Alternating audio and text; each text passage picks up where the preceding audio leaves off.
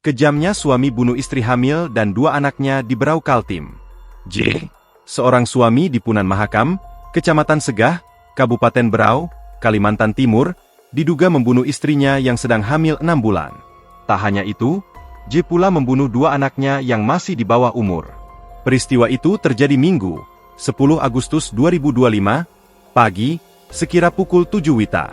Humas Polres Berau, AKP Ngatijan, mengatakan kejadian bermula saat NV, ayah korban, yang tinggal di rumah bersebelahan, mendengar suara benturan keras dari rumah putrinya.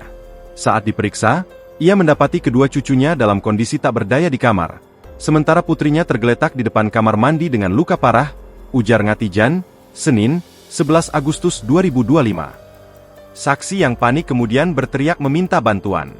Warga berdatangan dan langsung mengamankan pelaku J ke rumah salah satu penduduk untuk mencegah amukan massa.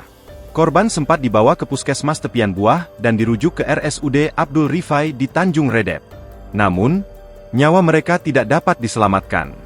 Korban NJ meninggal di lokasi kejadian, sedangkan NS dan ibunya, NO, meninggal dalam perjalanan menuju fasilitas kesehatan, kata Ngatijan. Polisi masih mendalami motif pembunuhan.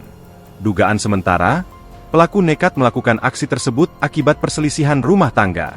Pelaku sudah diamankan dan sedang menjalani pemeriksaan. Dugaan sementara karena cekcok dalam rumah tangga, ujar Ngatijan. Download Tribun X sekarang, menghadirkan lokal menjadi Indonesia.